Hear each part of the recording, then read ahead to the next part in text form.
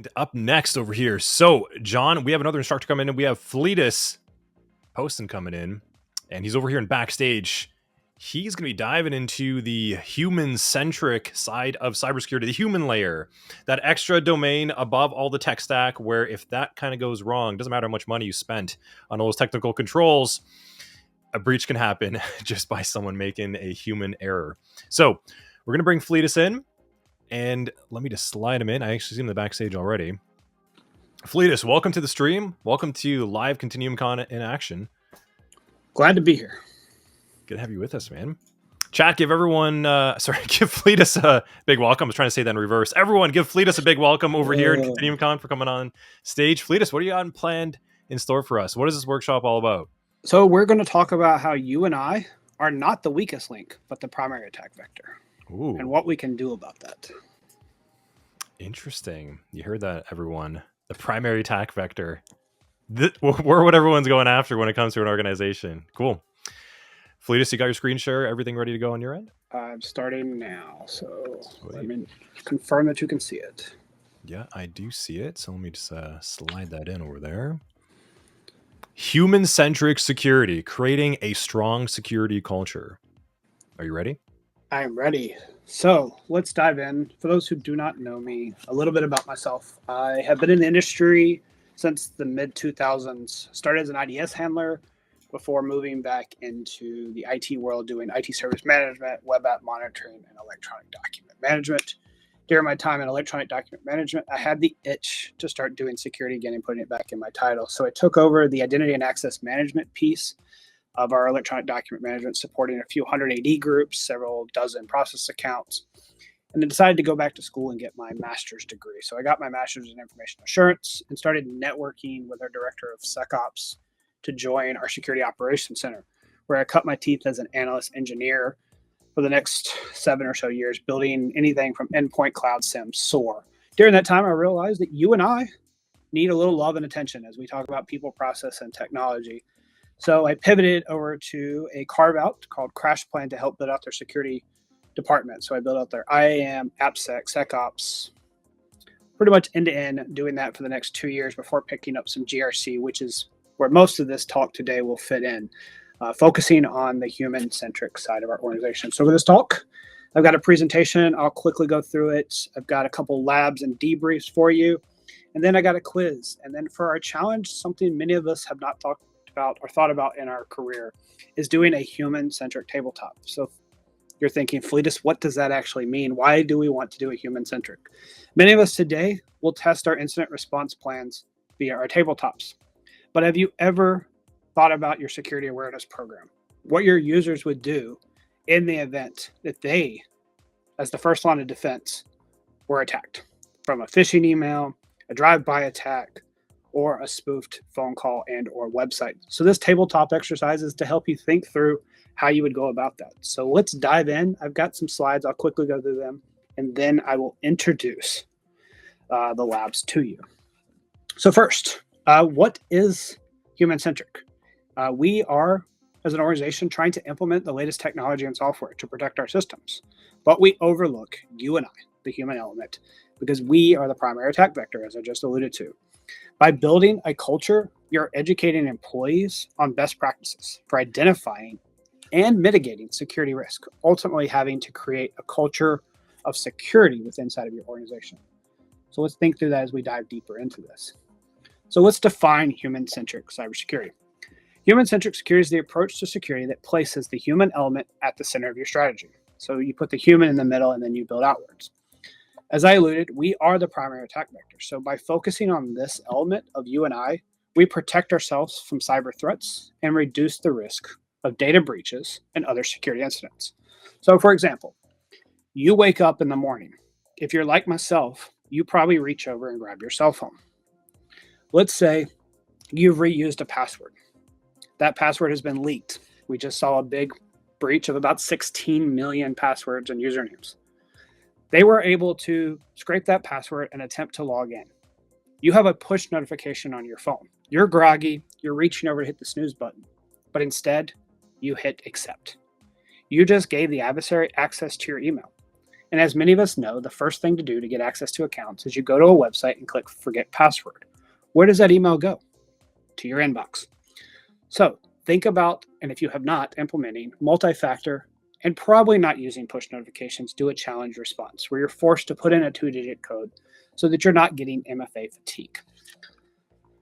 Here's a statistic that I think many of us as users, if we were real with ourselves, would admit. Is your organization aware? From the Harvard Business Review, they polled about 67% of employees break cybersecurity policies to get their job done. Let me say that again. 67% of employees will break a cybersecurity policy to get their job done.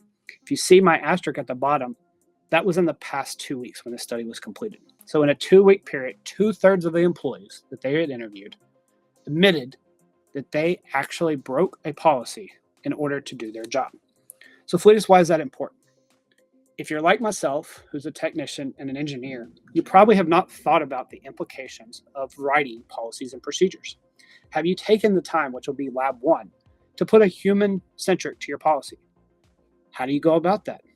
I would argue you have your employees write your policy. Let's give an example. It's the first day of kindergarten. You're a new school teacher. You walk in. You say, what will our class rules be today? Sally raises her hand. No hitting. You write no hitting on the board. Joey raises his hand. No biting. You write no biting on the board. Bob raises his hand and says, we'll line up and not talk in the hallway. So right then and there, you just allowed those 5-year-olds to have buy-in on what the class rules will be. You and I already know that the rules were already preset, but you gave buy-in and you solicited feedback from your employees prior to writing that policy. So for those who know me, you know I like dad jokes, and so I'm going to start with this one. What should you do if you get locked out of your house? You talk to the lock because communication is key. At the basis, let that sit for a second. At the basis, communication is why we need human-centric security. We need to communicate not just in technical terms, but in business terms. As many CISO friends of mine and other technicians, we need to be bilingual. We need to be able to speak tech and business. So you need to make sure that when you're writing policies, procedures, when you're working through your finance team, your legal team, your marketing team, you're establishing a common language. You're combating the curse of knowledge, where we assume that they understand the lexicon or language that we use, such as MFA, phishing, drive-bys, command and control. None of these mean anything to them. Additionally, the difference between an event, an incident, a breach, an adversary. These terms may have different meanings depending on who you're talking with. If this is a law enforcement, the military, if you're in risk, if you're in IT, you're going to identify these terms differently. So we need to make sure that we take time to address the lexicon that we're using, setting up a common language, and breaking the curse of knowledge. Additionally, we have to remember and think like a novice. You have to remember what it's like to start day one all over again, not knowing the culture of the company, their policies. Are they an outgoing? Are they a conservative organization when it comes to culture? You had to learn that. We can't forget what we know.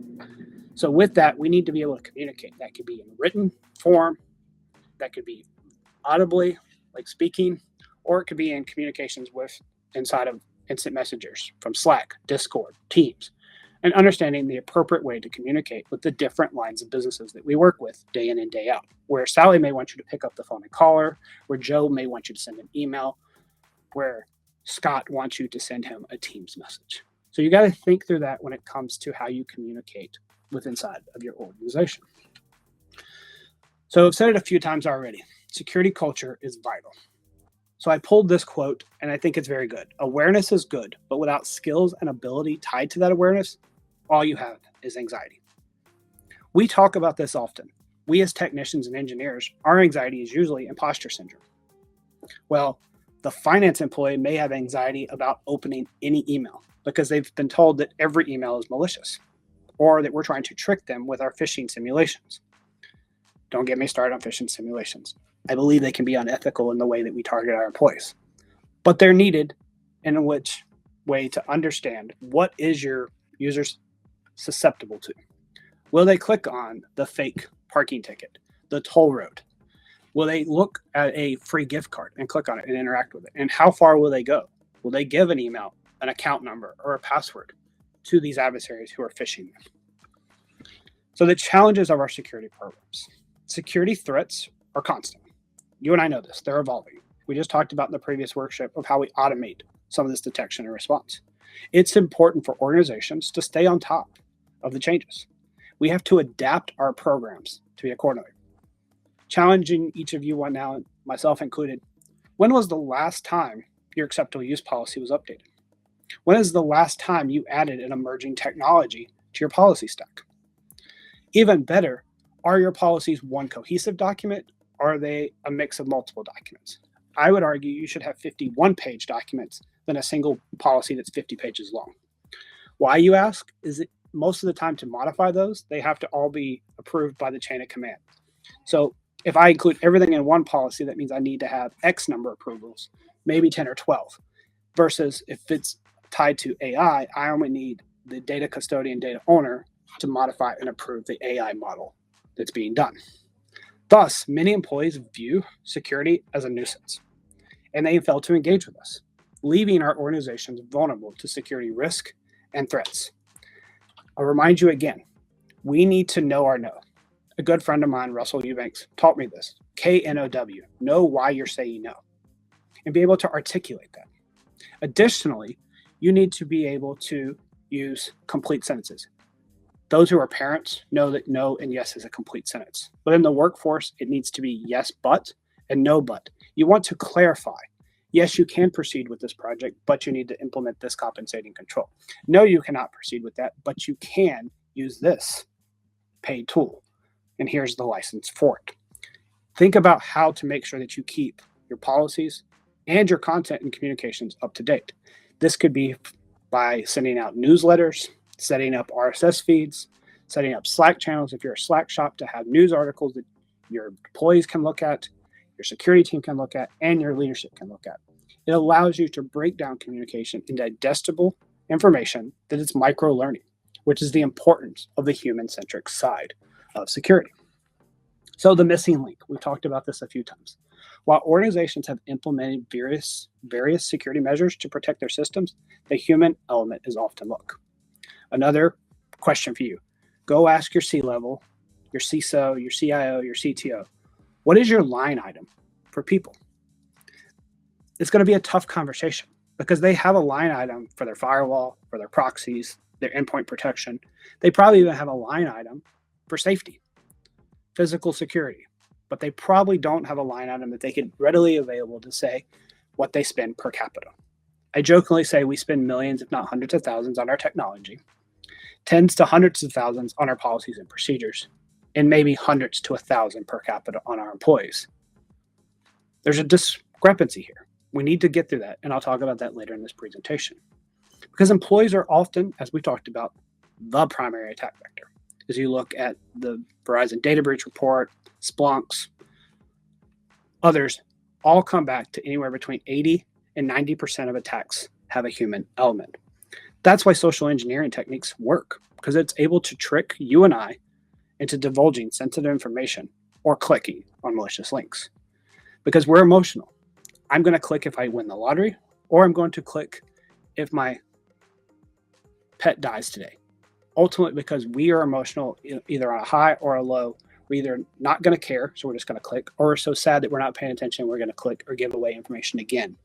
Thus, human-centric security comes into play. So let's talk about some vulnerabilities with employees, which starts with employee transitions. This is access creep. Roles change. Accesses don't always keep up. So for example, I hired Bob. He was a project manager. Bob continues to excel at his job. I promote him to a manager. But what I forgot to do is remove Bob's access to the PMO, to the project management office SharePoint site, or into the database in which he was storing his files.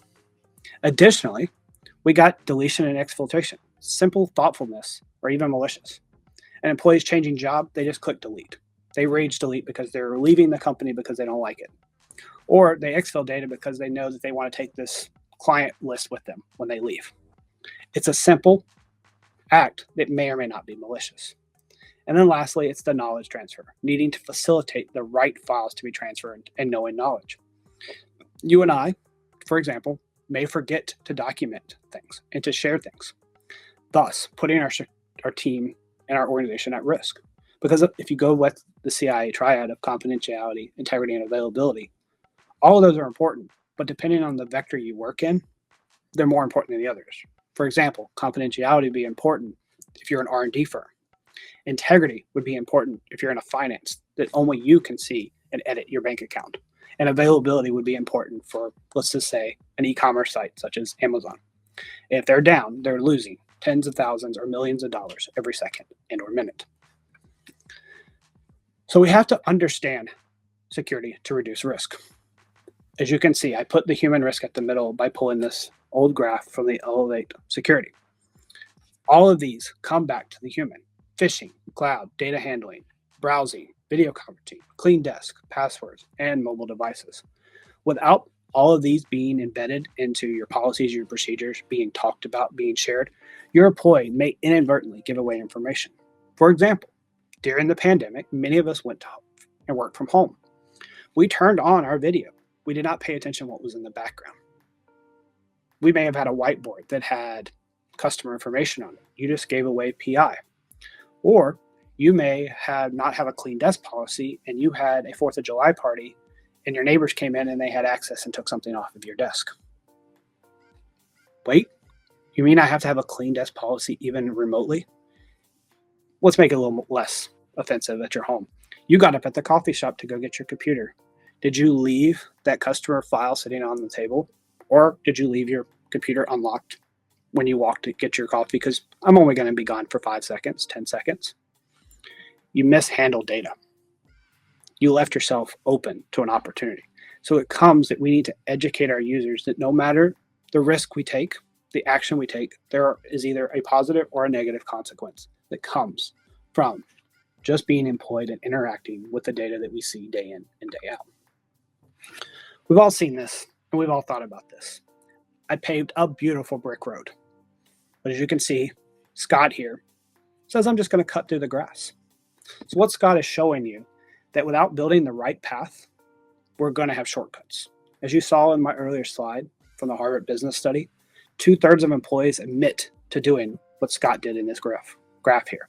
He cut the corner because it was easier to get to his location than it was to follow the brick path to get his job done. So what does this mean? We need to embed security as an ideology. Executive support needs to be there. It needs to be established from the top down concerning security. Starts with your CEO and then moves your way down.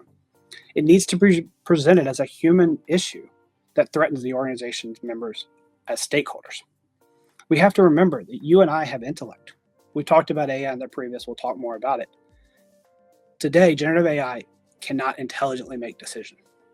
It's only going to tell you what it thinks it knows, what it's learned, and what it's scrubbed from the internet, which makes us important. We are knowledgeable, but as I alluded in the previous slide, we have emotions. Thus, humans can be swayed by those emotions. We need to educate, trust, and rely on the human elements of cybersecurity. Those being, we have intelligence, we have emotional integrity, and we have the ability to process everything in our environment, not just the ones and zeros that's been coded into the application. So to continue that, the biggest thing is to help your peers, not the weakest link, not your employees, understand their intrinsic value to the company and how you as a security team see them. I see you as a human, as a peer, as a value add to our organization. I want to make sure that when I do this, I do it with a manner that allows you as the business to still do your job. Remind them if they see something to say something. And additionally, it's 2025 and we don't know how to slow down. Teach them it's okay to stop, to sit on your hands, to sing happy birthday before you click or share information. These actions can save X dollars, X time, and potentially enable your business to be more profitable, which could lead to stronger bonuses, more autonomy, and ultimately less restrictions. So pulling this back out again, the human elements. Organizations still need technical and administrative controls, but we also need to educate, trust, and rely on you and I. So why is it important to evaluate the human factors alongside technology when designing and implementing controls? So when you look at the XY axis, as I talked about earlier, technology investments continue to go up. However, we spend less money on our employees. It's either flat or going down. This is purely looking at the cost. One isn't better than the other. So as I alluded to, what percent do you spend on humans if you spend million a year on your tools? We need to put a percentage on our security budget on the human, not just our tools. So as we're coming to the end of this slides before we move into our labs, we need to think again about managing human risk, which is our biggest component. We need to remind people that if they have questions, they should ask them, and ask them in a no blame situation. No stick, all carrot. If the user has a question, be willing to say yes or no, but also know your no, as I alluded to earlier. Remind people, ask the question, how do you do this at home? How do you know when to open your front door? How do you know when to give away information? Is it from your parents? Is it from formal education? Or is it from the school of hard knocks?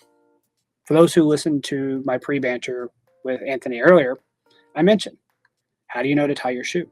How do you know not to touch a hot stove? How do you know to open the front door?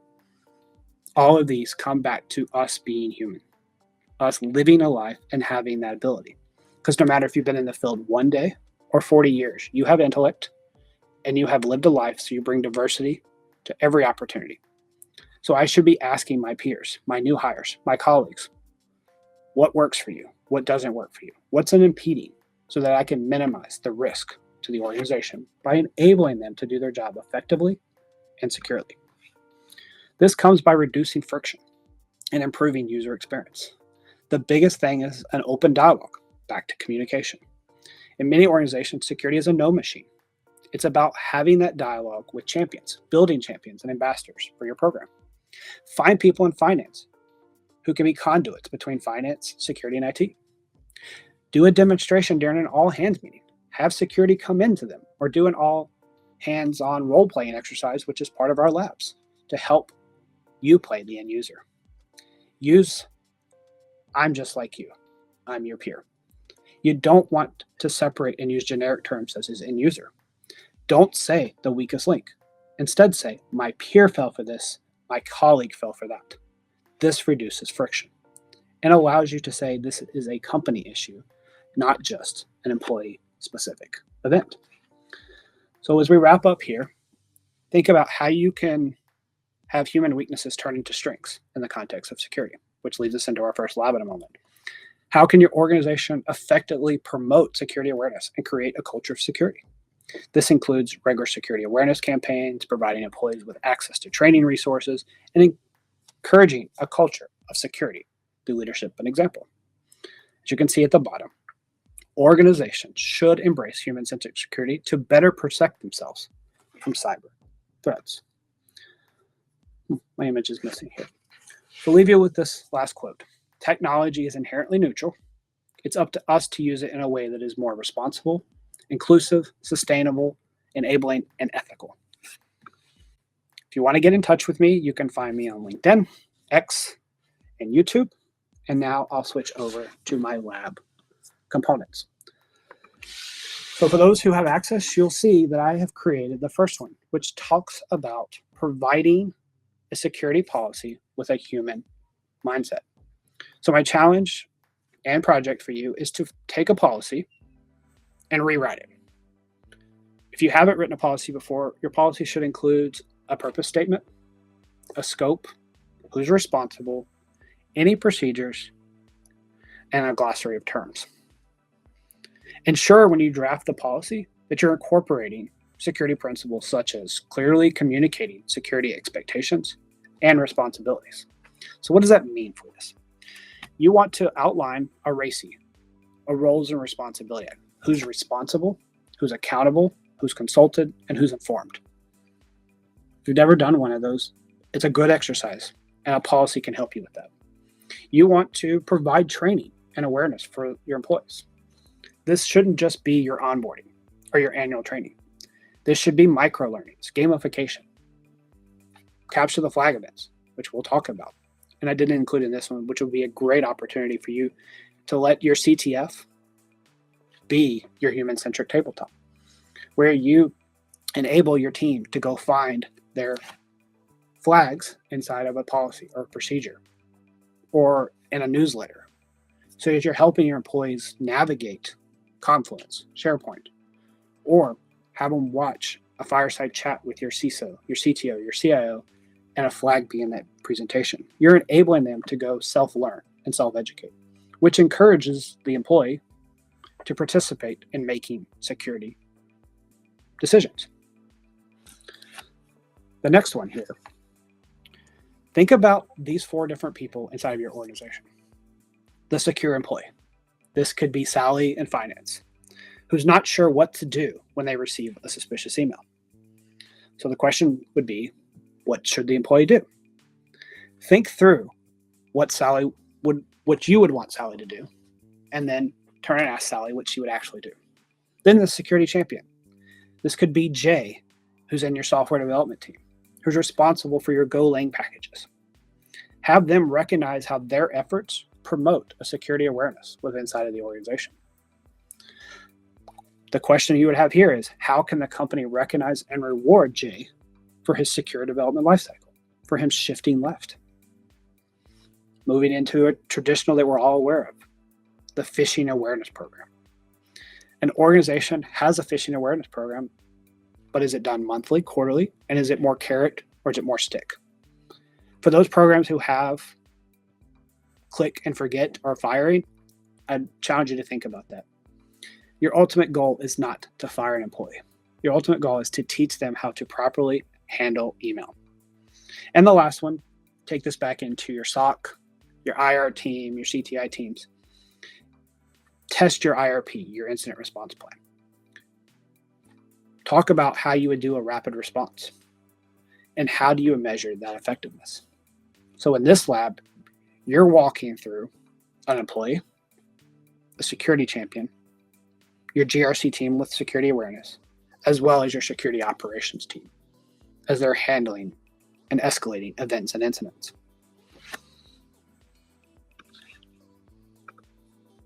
My challenge is locked. So I'll just talk through it instead of going into it a little bit deeper. The importance here, excuse me, I tried to move my chat, it did not move.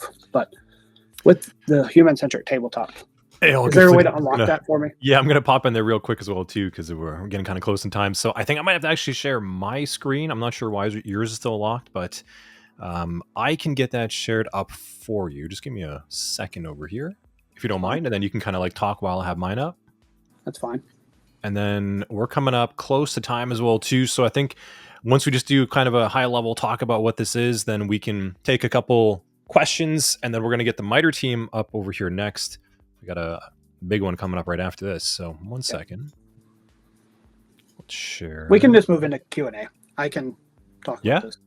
Okay, yeah, cool. If you just want to glaze it over, and then we'll do some Q&A. Yeah, that's cool. Yeah, that's fine. Okay. Let me know. Do you still want my screen shared as well? Or? We can stop. We can just bring it back to just us and do Q&A. Cool. Okay.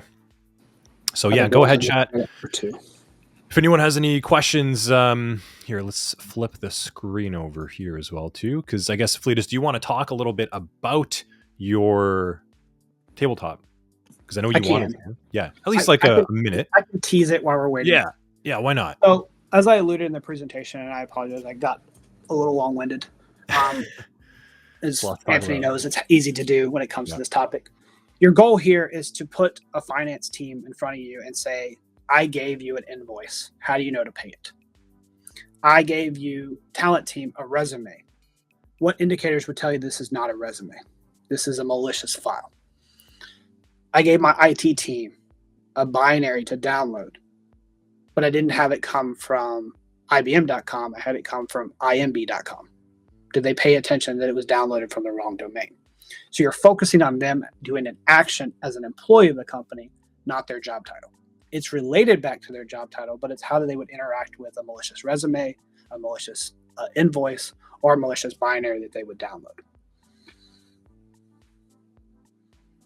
Sounds pretty good.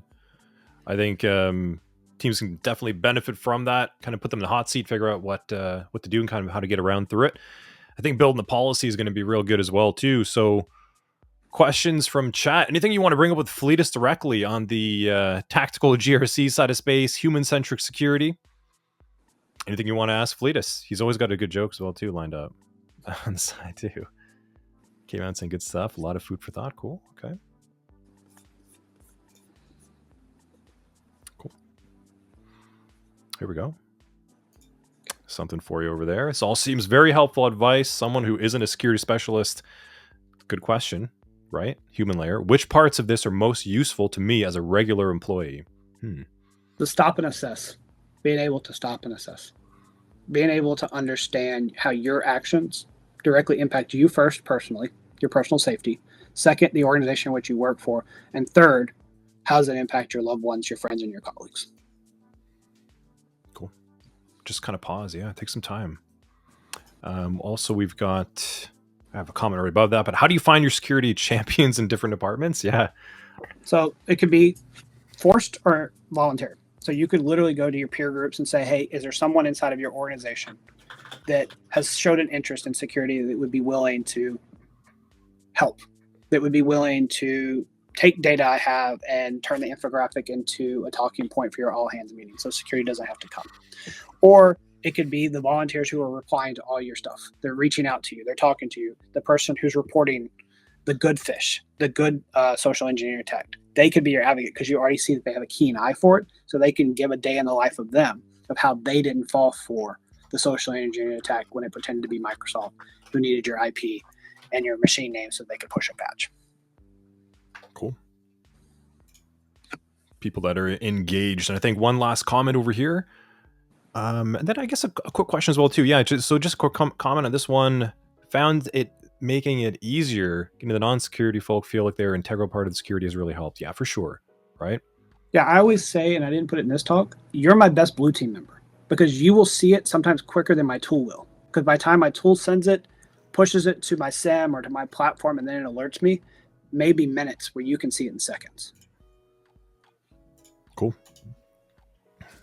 Good insight. One last question from CFG. So how would you handle access to production at the human layer, I guess? Would you make it only accessible from a single air-gapped device? It's pretty big.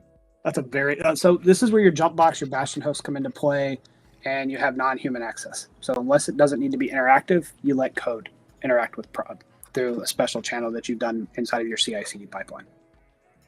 Sweet. Good insight. Good takeaways, Fleetus. Thank you very much. Fleetus, awesome workshop. I think we talked a little bit about it during our interview coming up to the con, right? But this is something that anyone can take away, security, non-security, and just apply it right to the organization.